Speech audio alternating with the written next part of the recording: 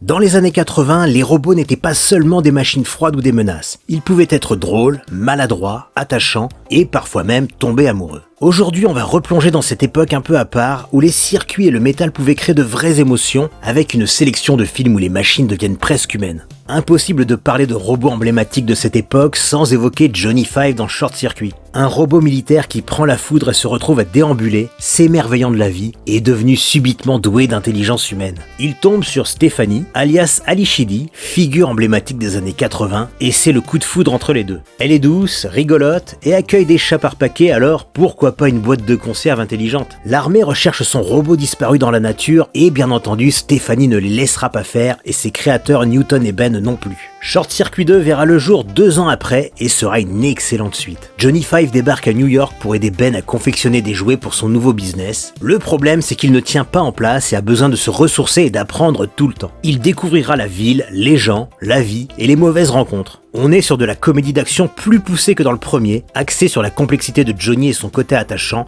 éduqué pour faire le bien autour de lui, ce qui ne l'empêchera pas de botter le train aux méchants. Les deux films se complètent parfaitement. Le premier nous le fait découvrir et le second nous le fait vraiment aimer. Une petite pépite d'humour et d'action, une saga à faire découvrir à vos enfants.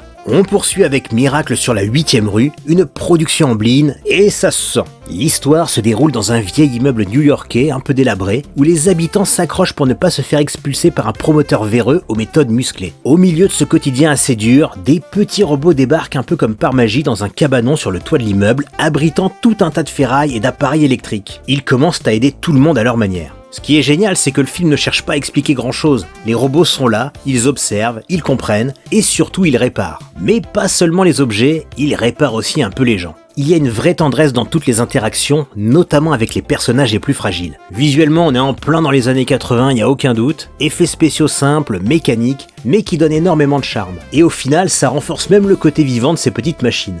Une œuvre un peu oubliée mais qui mérite vraiment d'être ressortie du placard. Un vrai petit conte en huis clos avec des personnages simples. Bref, si vous ne l'avez pas vu, je vous le recommande, il en vaut vraiment la peine. Et là, on arrive sur un film un peu différent avec Electric Dreams. Alors ici, il n'est pas question de robots en métal, pas de petites machines mignonnes, juste un ordinateur, pas vraiment. Miles est un architecte timide et maladroit qui tombe amoureux de sa voisine Madeline, violoncelliste talentueuse et passionnée. Une relation amicale naîtra pour finir en idylle. Mais hélas, Miles est incapable de lui avouer ses sentiments. Alors il confie sa mission à son ordinateur, composer une chanson d'amour pour elle, la chanson parfaite, reflétant ce qu'il ressent pour elle. Sauf que bon, l'ordinateur il va pas se contenter de suivre les instructions. Petit à petit, il va capter l'essence de l'amour et lui aussi il va tomber amoureux de Madeline. Un triangle amoureux improbable entre un homme, une femme et une machine. Entre quiproquo, jalousie et situation absurde, Miles découvre que déclarer sa flamme n'est jamais simple. Ce qui marche super bien, c'est que le film assume totalement son concept. Edgar n'a pas de corps, mais il est partout,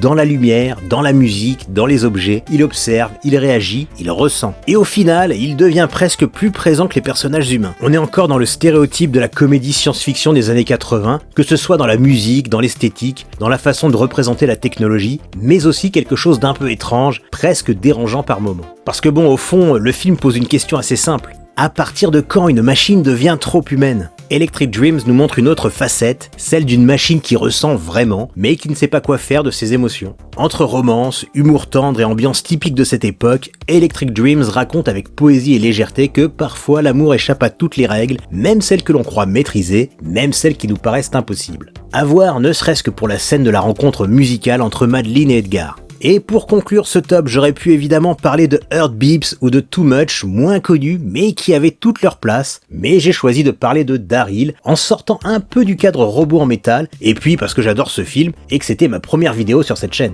Un petit garçon est retrouvé abandonné en pleine nature, recueilli par un orphelinat, il est ensuite adopté par une famille qui va lui donner un nouveau départ, il s'appelle Daryl, et très vite on comprend que ce n'est pas un enfant comme les autres. Il est poli, serviable, incroyablement intelligent, peut-être même un peu trop, mais en même temps, il lui manque quelque chose, les codes, les réactions, la façon d'interagir avec les autres, comme s'il apprenait tout, mais sans vraiment comprendre au départ. Et puis un jour, un couple un peu étrange se présente en affirmant être ses vrais parents. Ils viennent le récupérer et c'est là que tout bascule. Parce que oui, Daryl n'est pas un enfant, c'est un androïde. Sauf qu'entre-temps, il a appris. Il s'est attaché à sa famille adoptive, à ses amis, il a commencé à ressentir des choses et surtout il ne veut pas retourner à ce qu'il était avant. Ce qui rend le film aussi touchant, c'est justement ça. Daryl n'est plus vraiment une machine, c'est un enfant qui cherche sa place, qui veut être aimé et qui essaie de comprendre ce que ça veut dire être humain. On est clairement dans une sorte de Pinocchio version science-fiction avec cette idée d'une création artificielle qui veut devenir un vrai petit garçon.